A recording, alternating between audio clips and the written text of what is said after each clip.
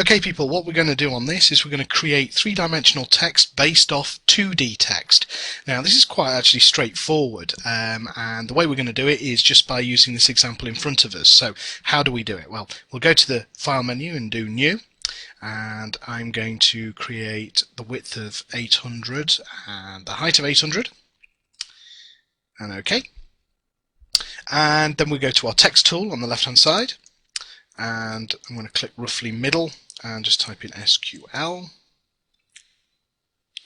and then click on the move tool and just get it a little bit more central so I've got a bit of room to play. Right, so what we need to do is we need to use a specific kind of transformation called perspective. However, if we go straight into the edit menu and choose transform, which is where it sits, you'll notice that perspective is switched off. Now the reason being is at the moment the text is not in a suitable format. What we need to do is we need to change it into what's known as a rasterized image. Now if you go searching on the internet what rasterization is, it's a quick dirty method of making things three-dimensional. So what we've got to do is we've got to convert not just the text but the whole layer to being rasterized, and this is done by going into the layer menu and you would choose rasterize, and then just select the first one, which is type, which is specific to text. Now it's done something. Can you tell? No, there's nothing there whatsoever. However, if we go back to the edit menu now and we go to transform, you'll now see that you've got perspective available. So I'm going to click on that, and then using the corner symbols up and down you can now do this funky little option. As you can see, look, there we go. Hey, it's going a bit 3D for me, and I'm just going to make the other side stick out some more. Don't want to go too mad, so that'll do. And then you just press enter to confirm that change, the transformation.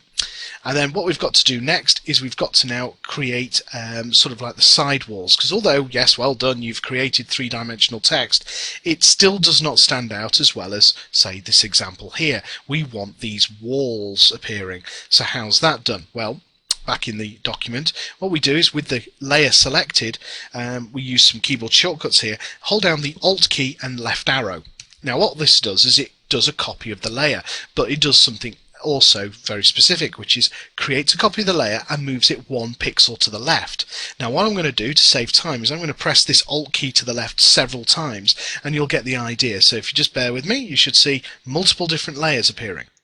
As you can see now, because I've used the Alt key and left arrow 20 times, I've now got 20 different layers.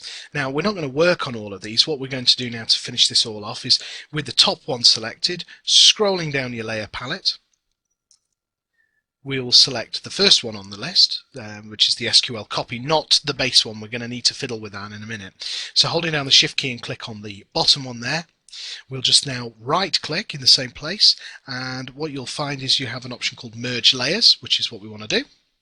And there we go, we've now got those 20 layers into one. So basically I'm going to call this smudge, because that's what it is. It's just the smudge of text, which is going to end up being our sidewalls. Now the only other thing now is, priority wise of display, the SQL text needs to sit on top. Now what we're going to do, now we've reprioritized, is we're going to fiddle around with the smudge or the sidewalls first. So with them selected, we are going to the FX button at the bottom, which will give us our blending options, and I'm going to choose gradient overlay. Now with the screen I've got to make sure we can see what I'm clicking on, so I'm just going to move that there.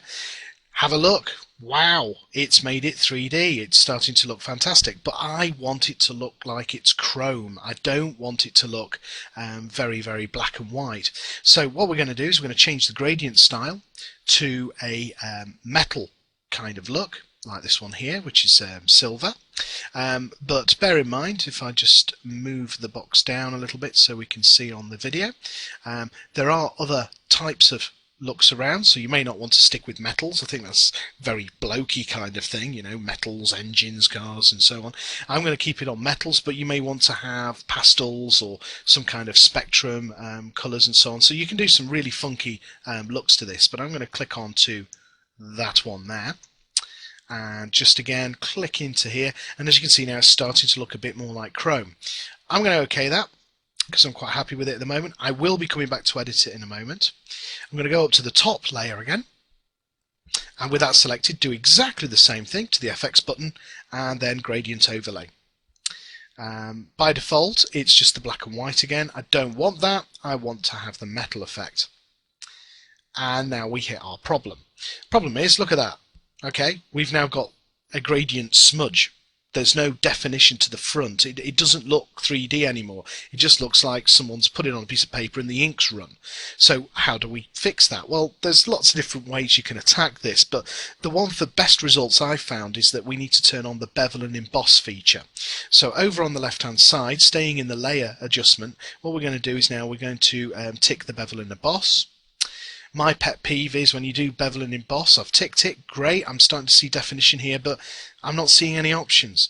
Why oh why Photoshop? If I click on the tick box, I want to see the options, so you've got to click on the text to get there. So, okay, I'm quite happy. There are different styles, so you could have an outer bevel if you wanted to, so it makes it look like it's been squished at the ends. I'm going to keep it on an inner bevel so it looks more rounded, but I may want to change the size so it sticks out some more. So I don't want to go too mad, but I'm quite happy with that at about 9 pixels. The other thing as well is the contour, which is how the light is looking at it. Just move the options up a little bit. I'm going to change the contour to this half-rounded one. Why? I just like using half-rounded. It sort of makes it a little bit more realistic in my eyes. So as you can see, the light sources sort of change position, if you will. I'm also going to click onto anti-aliased, which just basically smooths out any ruffled edges. And I'm going to click on OK. Okay, that's all right, but still, it still's got this banding of white, which is horrible. So what I'm going to do is going to go back to the walls again, the smudge, and I'm going to double click on the gradient overlay. Now, you could start fiddling around with the gradient itself by going into the options, and then you can start fiddling around, moving with these things. Just don't. Okay. Why? Because if you start fiddling with that and you want to make lots of 3D text, lots of different images, you're going to have to remember precisely where you've moved it, what the colour is, otherwise you're never going to get the same effect across all of your text. So I'm just going to click on to cancel here because I do not want to do that. You could then start fiddling around with the angle and moving it. You could do, but I have problems with that because it affects the light source.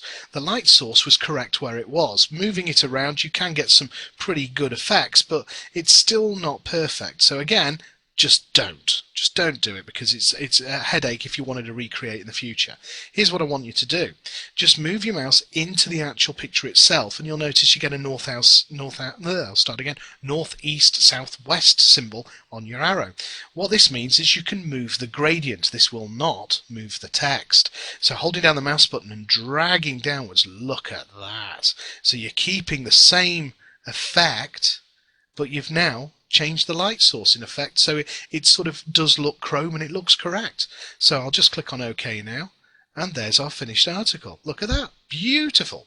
So the final thing is I'm just going to click on the marquee tool and select this area, and then I'm going to go to the edit menu and choose copy merged, so in effect just make it one image, and then do file new, and it takes up the proportions of the marquee tool, and then when I do paste, Control V, there you go, look at that, looking quite nice. So finishing article is I'm just going to put a black box around the outside. Again, several ways you can do this, I'm just old school.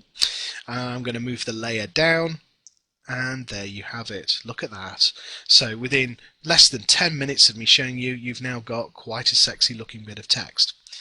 This is not the only video that I'm supplying. Please go to PC Teach Me, pcteach.me, for more videos on Photoshop, SQL, and all sorts of exciting stuff in IT. So thanks for watching, and I hope to see you there. Goodbye.